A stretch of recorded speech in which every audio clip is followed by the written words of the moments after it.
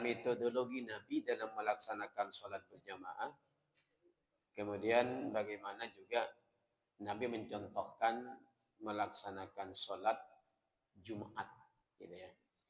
Dalam tarjih itu disebut dengan Kitabus Sholatil Jamaah wal Jum'ah. Dibuka halaman 114, Bapak Ibu. Ya. Dari 113 itu judulnya. Kemudian 114 dalam tarjih jilid 1 ini adalah dasar-dasar hukumnya. Nah, Bapak Ibu. Baru nanti kita masuki al-adzan wal iqamah. Nah, jadi ada bab-bab khusus yang disampaikan dalam tarjih terkait dengan sholat jamaah ini. Ya. Baru nanti masuk dalam bab sholatul jamaah. Nah, gitu. Lalu nanti setelah itu ada namanya sholatul jumaah. Siapa yang boleh melaksanakan sholat Jumat itu, siapa yang tidak. Nah, gitu kan. Itu nanti walaupun hanya 3 lembar nih Bapak Ibu, paling butuh waktu 6 bulan ini baru selesai nih bahasanya. Karena 2 kali kita bahas dalam sebulan. Nah, kita bahas dulu dasar hukumnya halaman 114. Bapak Ibu. Apa yang menyebabkan sholat jamaah itu kemudian menjadi sunnah muakkadah bagi seorang ikhwan nih, Bapak Ibu ya. Nah, akhwat tidak termasuk dalam sisi ini, gitu kan. Jadi dalam bagi seorang ikhwan, seorang rijal dalam hadis, kalau kenapa harus dilaksanakan sholat wajib itu dengan berjamaah?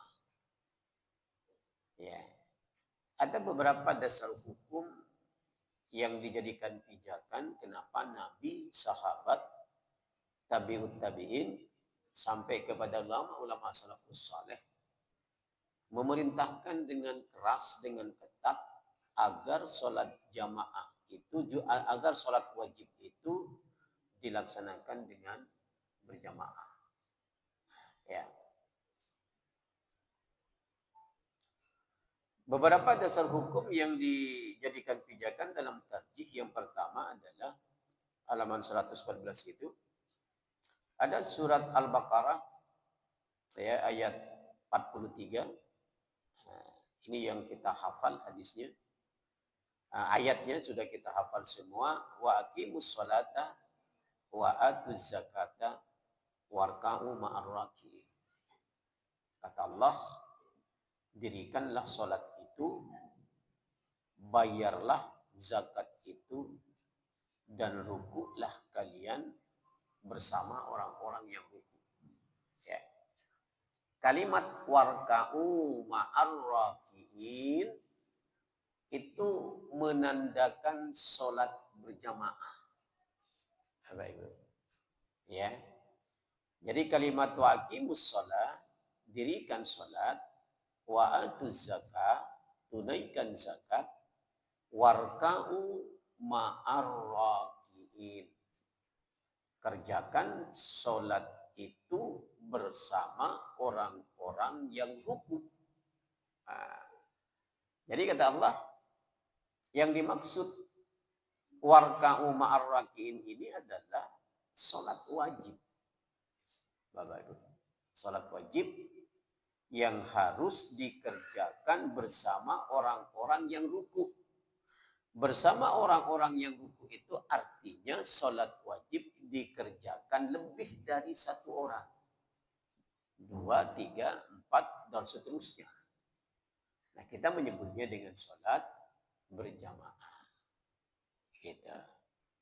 Jadi atas dasar itulah kemudian ulama-ulama salafus saleh, termasuk pada zaman Rasul dan sahabat, menganjurkan agar sholat 5 kali dalam sehari semalam itu dilakukan secara berjamaah.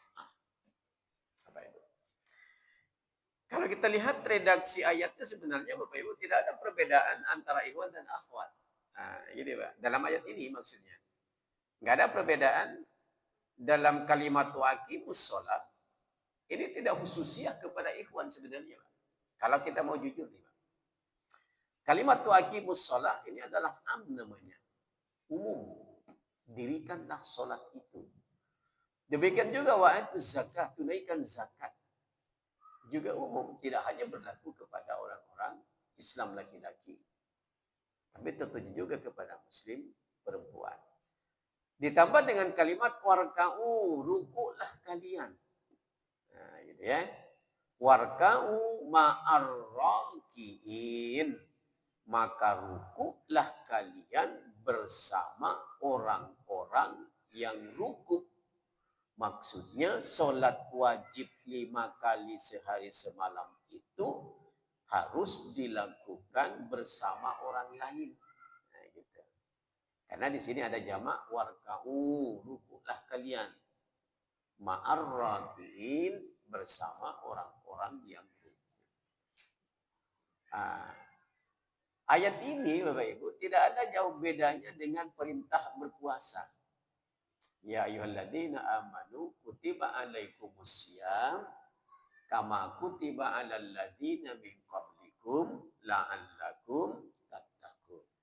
Siapa yang diperintah di sini ya ayyuhalladzina amanu itu? Enggak ada tertuju khusus kepada muslim laki-laki atau muslim perempuan khusus, enggak ada. Laki dan perempuan. Ya ayyuhalladzina amanu. Wahai orang-orang yang beriman. Ya kan? Kutiba alaikumus syiyam. Diwajibkan pada kalian melaksanakan ibadah puasa. Jadi tidak ada pembatas apakah yang melakukan puasa itu hanya laki-laki, tidak. Perempuan juga masuk. Sama redaksi ayat ini, Pak, sebenarnya, Pak. Hanya kenapa nanti kemudian terjadi akhwat itu tidak mengapa tidak sholat berjamaah, karena ada dalil yang muncul kemudian. Nah, itu dah. Pada perintah awal, Allah memerintahkan tidak boleh sholat wajib itu dilakukan secara pribadi kecuali ada halangan syar'i. Di sana include di dalamnya kalimat warka'u ma'arrakiin itu laki-laki boleh, perempuan juga dianjurkan. Kalau dalam ayat ini. Nah, gitu loh, Pak. Warka'u ma'arrakiin. Ruku Anda sebagai bersama orang-orang yang ruku. 2. Yang ketiga, perintah melaksanakan sholat Jumat, Bapak Ibu. Ya ayyuhalladzina amanu idza nudiya lis-sholati min yaumil jum'ah fas'au ala zikrillah wa zarul bai' dzalikum khairul lakum in kuntum ta'lamun. Siapa yang dipanggil oleh Allah? Umum, laki-laki dan perempuan sebenarnya, Bapak Ibu. Makanya kenapa terjadi ikhtilaf? Ya, dalam melakukan sholat Jumat itu terjadi ikhtilaf. Nanti akan kita bahas. Ada bab khusus salatul jamaah dalam tadi ini. Salatul Jumat. Nah, pernah saya sampaikan di sini Bapak Ibu. Salah satu ulama besar ahli hadis di Indonesia ini yang mewajibkan juga seorang akhwat itu melaksanakan sholat Jumat adalah Profesor Dr. Hasbi Siddiqi. Beliau mewajibkan. Karena beliau berpijak kepada ya ayyuhalladzina amanu idza nudiya lis-sholati min yaumil jum'ah. Kalimat ya ayyuhalladzina amanu itu umum. Laki-laki atau perempuan yang penting muslim. Nah, ini Bang pemahamannya. Lalu bagaimana kemudian ayat Al-Baqarah ayat 43, kemudian Al-Jumu'ah ayat 9 itu. Kemudian perintah puasa. Kenapa ada perbedaan?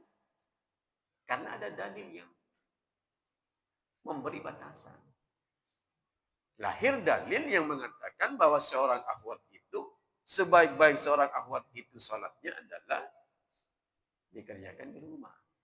Nah, ini yang kemudian menyebab apa namanya Pak? Yang menjadi pengecualian dari ayat Al-Baqarah 243 ini wa aqimus shalah, kemudian warka'u ma'ar rakiin. Gitu Pak. Kalau tidak ada hadis itu, maka sampai sekarang seorang akhwat itu sama posisinya dengan seorang ikhwan. Wajib, Bapak. Kalau tidak wajib ya sunnah muakkadah lah, ya kan? Sunnah muakkadah. Artinya sebisa mungkin seorang muslim laki-laki dan perempuan, andai kata tidak ada hadis yang tadi, Rasul bersabda, maka seorang akhwat posisinya sama dengan seorang ikhwan untuk melaksanakan sholat berjamaah di masjid.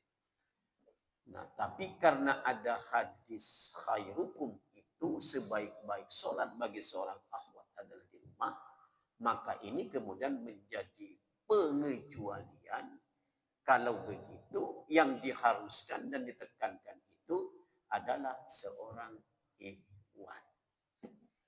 Nah, gitu Pak kajiannya Pak ya. Oke, pertama satu Pak. Ada lagi dalam surah An-Nisa ayat 102. Masih halaman 114 Pak. Wa idza kunta fihim fa aqamta lahumus shalah faltakum ta'ifatum minhum ma'aka. Surat An-Nisa ayat 102. Apabila kamu berada di tengah-tengah mereka, berarti tidak sendiri.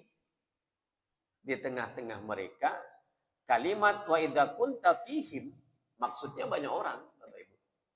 Bukan hanya sendiri. Ya. Kenapa kalau di tengah-tengah mereka?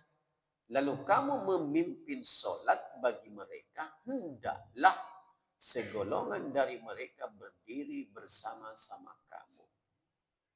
Ya kan? Fa'akamta lahumus sholata faltakum ta'ifatum minhum ma'aka. Jelas ya? Firmannya jelas. Ayatnya jelas. Bahwa ketika ada di antara kalian, di tengah-tengah kalian yang ingin memimpin sholat, tidak dibedakan di sini siapa kalian itu, laki-laki, khusus laki-laki kah atau khusus perempuan, tidak. Gitu. Maka berlaku namanya Bapak Ibu. Artinya berlaku kepada laki-laki dan berlaku kepada perempuan. Ketika ada segolongan manusia di mana di situ ada ikhwan, ada akhwat, lalu ada orang yang ingin mendirikan sholat, kata Allah dalam surat An-Nisa ayat 102 ini, maka faltakum ta'ifatum minhum ma'aka. Maka mereka berdirilah bersama-sama kamu. Maksudnya lakukan sholat itu dengan bersama-sama.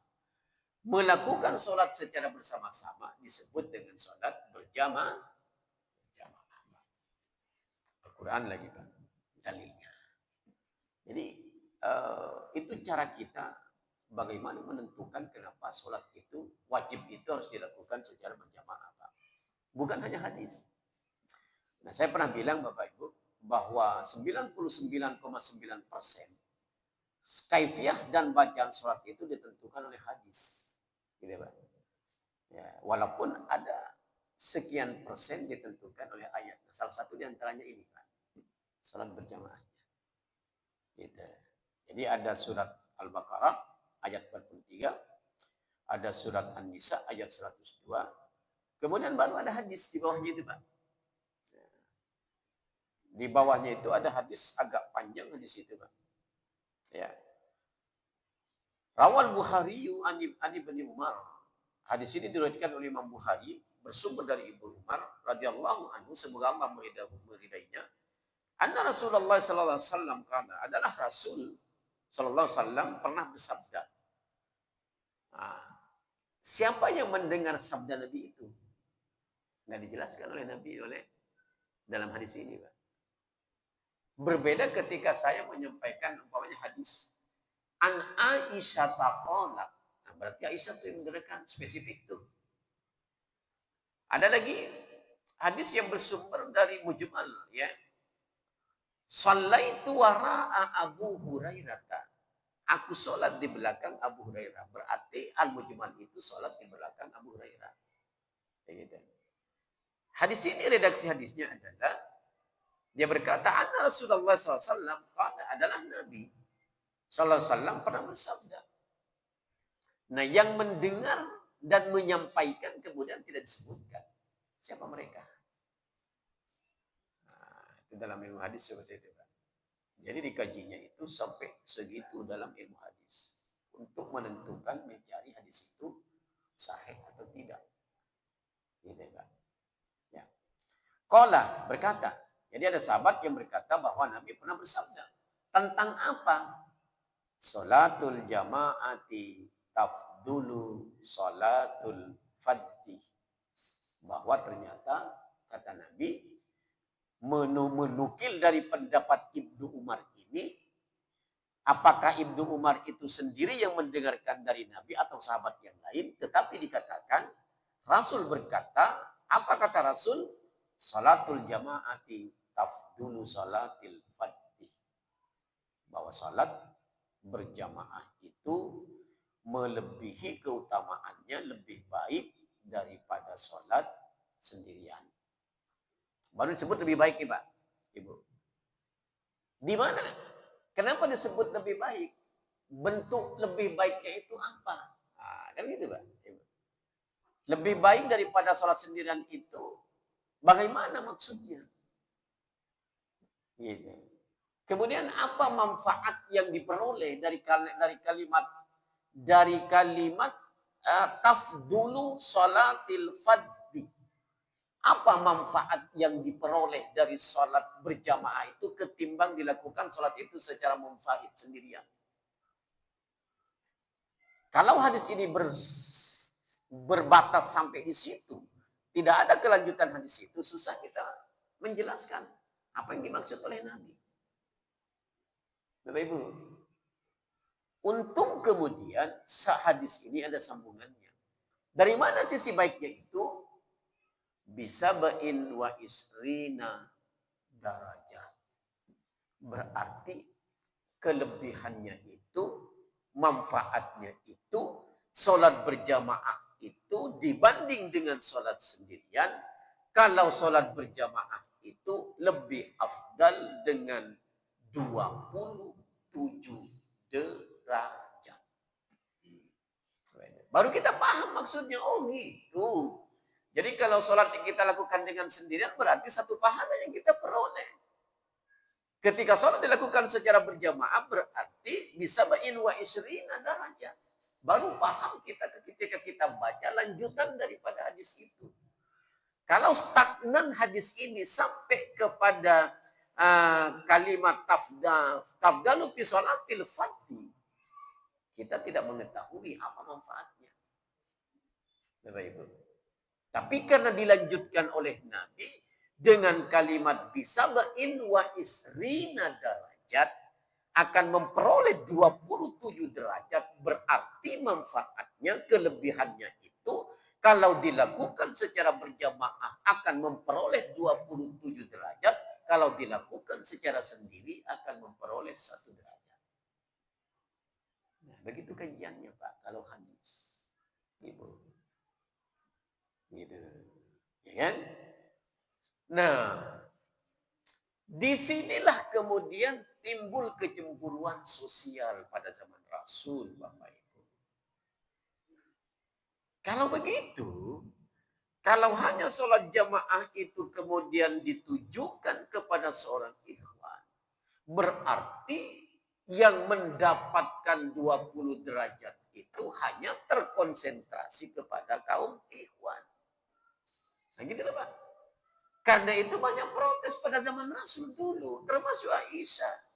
Protes pada Nabi. Bagaimana dengan kami ya Rasulullah? Kami juga ingin mendapatkan 27 derajat.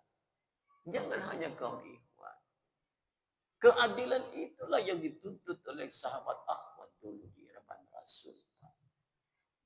Karena itu Bapak Ibu, para ulama sebenarnya memahami hadis ini ada dua versi. Ya kan? Tidak mengapa seorang akhwat itu datang ke masjid untuk melakukan salat berjamaah dalam rangka mencapai kalimat bisa bain wa isrina darajat. Tetapi memang ada sisi yang bersamaan ketika dilakukan di rumah, maka itu lebih baik. Karena itulah nanti dalam tarjih ini ada hadis yang berbicara bahwa Ummu Salamah itu setiap saat sholat jamaah, Pak. Ini masjid, Pak. Nanti akan saya sampaikan hadisnya. Apa maknanya? Boleh seorang akhwat, tapi dengan dua syarat. Pertama harus ada izin resmi dari seorang suami. Yang kedua adalah harus menghindari fitnah. Nah, kalau kita kan sekarang tidak ada kekhawatiran itu, Bapak Ibu. Kita masa ke masjid mau macam-macam kan enggak. Kondisinya juga aman. Pada zaman Rasul iya. Jangankan seorang akhwat. Bapak-bapak saja yang jalan ke masjid diganggu oleh orang-orang kafir Quraisy. Dengan latar belakang itulah kemudian lahir hadis bahwa sebaik-baik sholat bagi seorang akhwat itu di rumah. Takut Nabi seorang akhwat itu diganggu oleh orang-orang kafir Quraisy. Makanya muncul kemudian hadis itu. Nah, kalau sekarang ada enggak? Ibu datang ke masjid diganggu enggak oleh orang? Kan tidak, Pak. Hanya memang ada satu kelompok yang memahami hadis ini harus dipahami secara tekstual. Andai kata Bapak Ibu, seorang akhwat itu haram hukumnya datang ke masjid. Pasti Ummu Salamah ditegur oleh Nabi, Pak. Ternyata kan tidak. Hanya Ummu Salamah itu pinter-pinter. Begitu bapak-bapak sudah takbir, baru masuk masjid dia. Berangkat dari rumahnya ditutup semua badannya. Hanya mata kelihatan untuk melihat jalan. Begitu sudah takbir, imam masuk tuh dia. Begitu salam, pergi tuh langsung. Nggak ada yang tahu bahwa ada seorang akhwat yang sholat di belakang. Ternyata itu adalah Ummu Salamah. Dari mana kita paham? Nanti ada hadisnya Pak tentang itu. Jadi Nabi bertanya pada sahabat, pada istrinya Nabi dengan beberapa akhwat pada waktu itu. Tahukah kalian apa yang aku baca tadi dalam sholat ini? Nggak ada yang tahu, Pak, kecuali Ummu Salamah.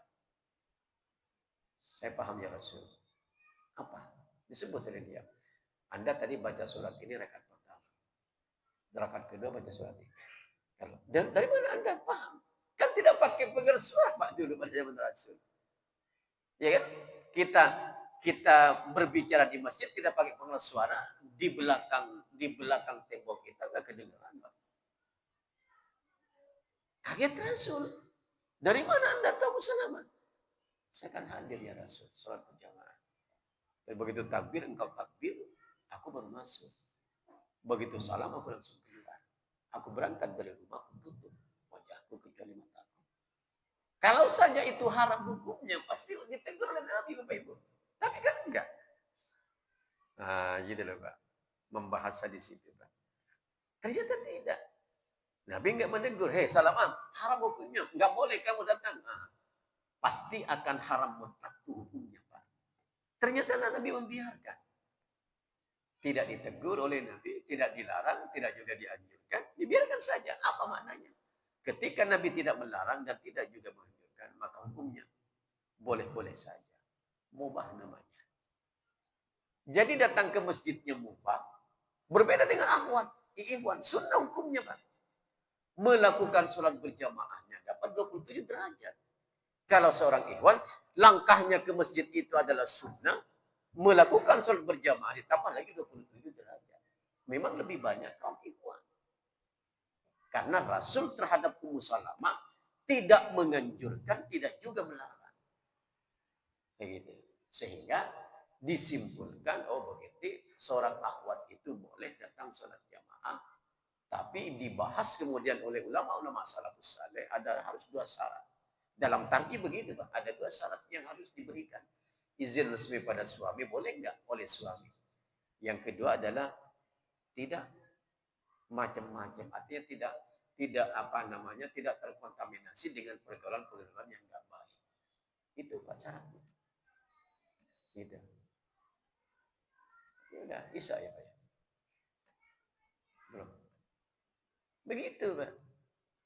Ya, itu kronologis kenapa seorang akhwat itu, Bapak Ibu, boleh memilih. Nah, dalam perspektif kekinian, Bapak Ibu, saya lebih menganjurkan pada saya. Pertama, dia bisa bersilaturahmi sesama akhwat. Kedua, dia mendapatkan pahala 27 derajat. Sama dengan kita. Walaupun dalam langkah dari rumah ke masjidnya itu tidak dihitung, berbeda dengan ikhwan. Karena dianjurkan oleh Nabi. Begitu. Jadi pahalanya itu lebih banyak ketika seorang akhwat itu melakukan sholat berjamaah. Nah, bahkan ada hadis, Bapak.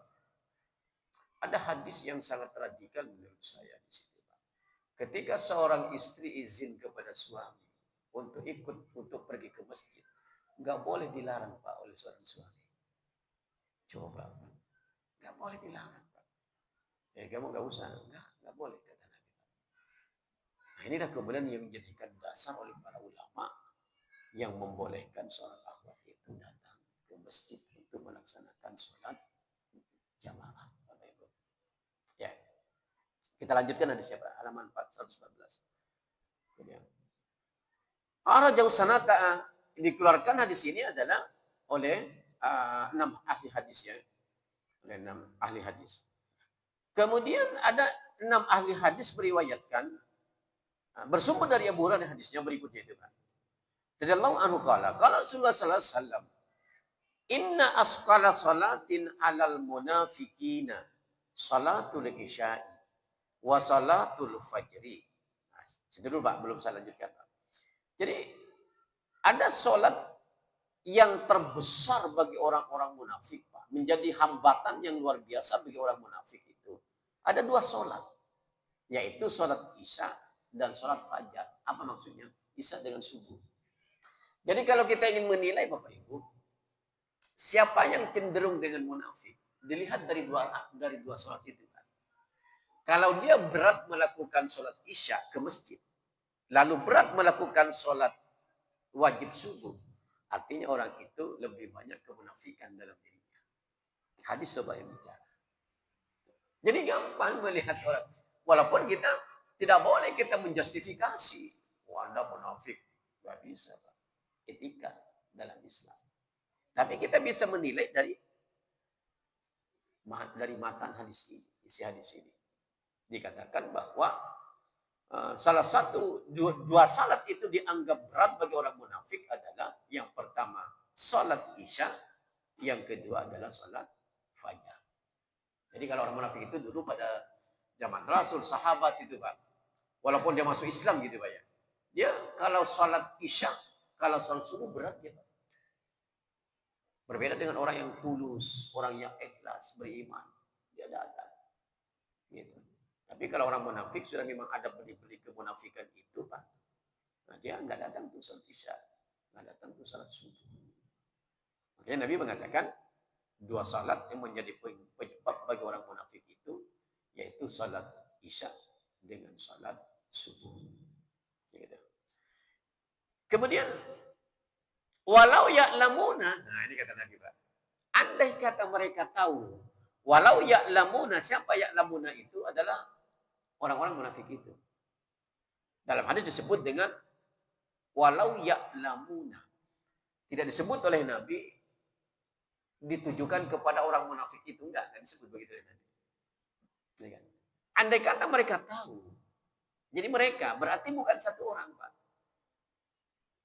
Bukan satu orang yang berat melakukan sholat Isya dan sholat subuh.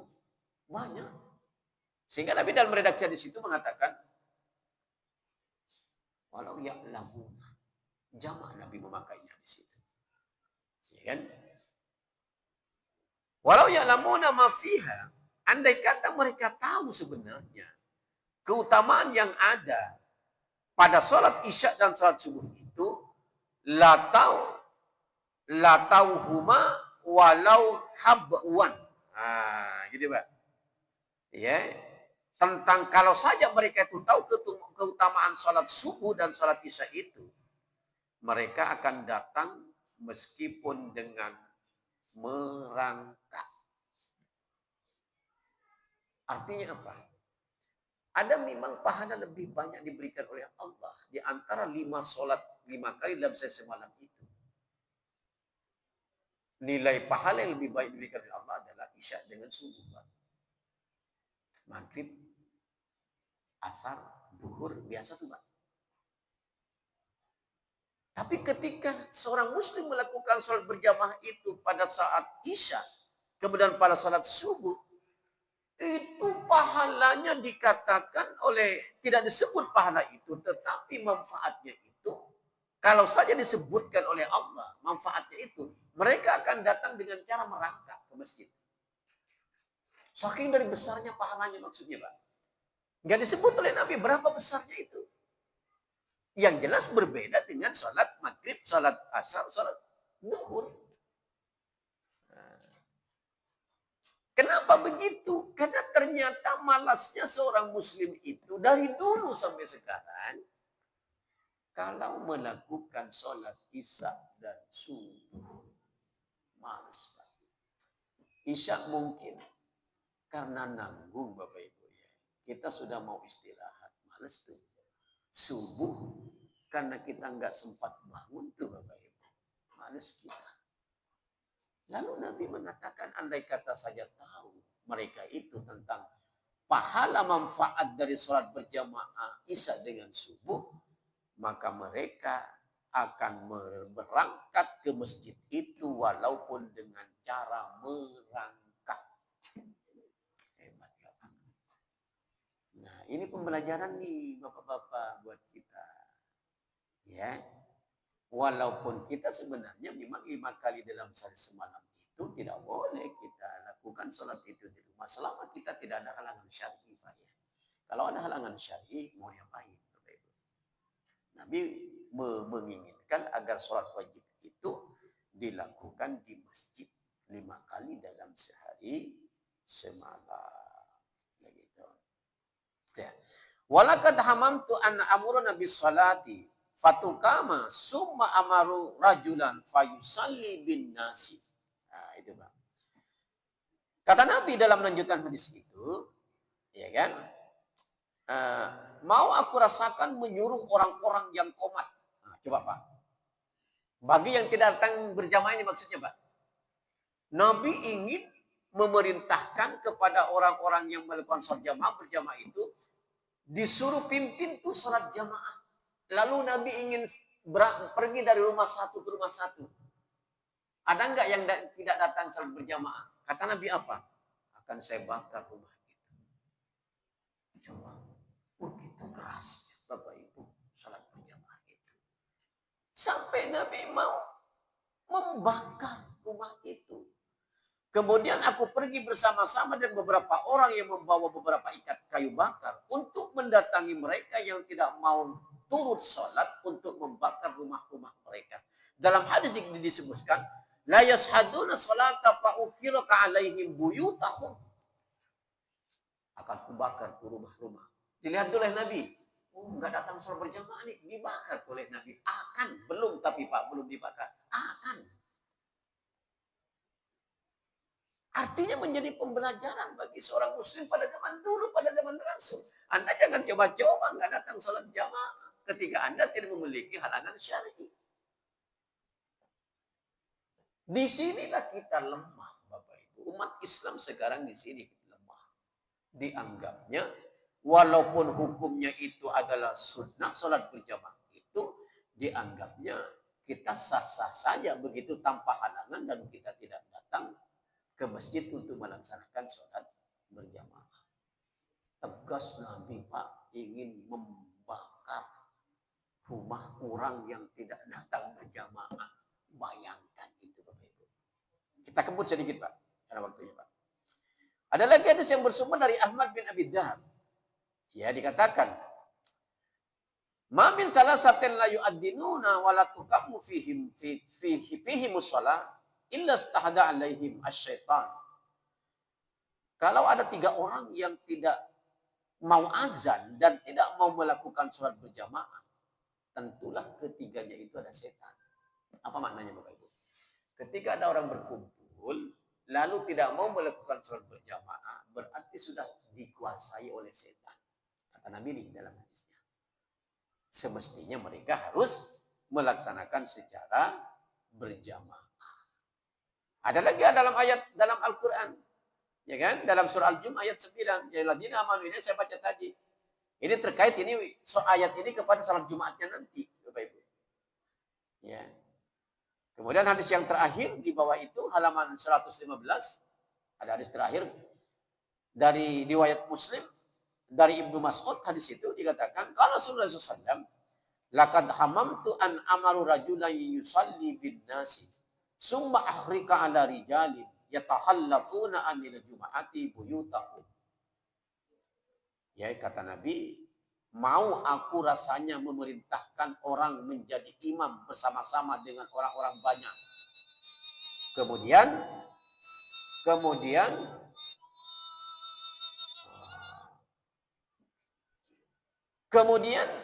Nabi ingin membakar rumah-rumah mereka lagi dalam hadis yang kedua, Pak.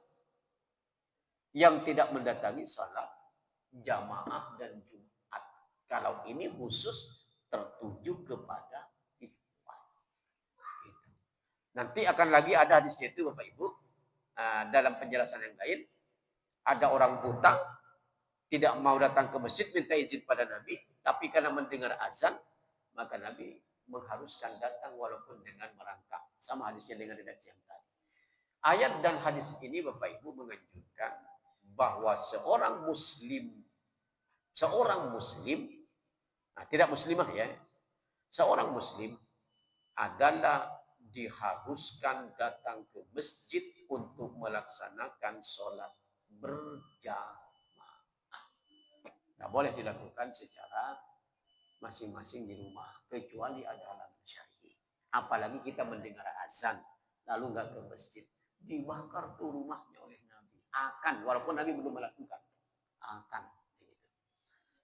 Jadi pentingnya Bapak Ibu, sholat jamaah itu banyak ancaman Rasul kepada sahabat, ya kan?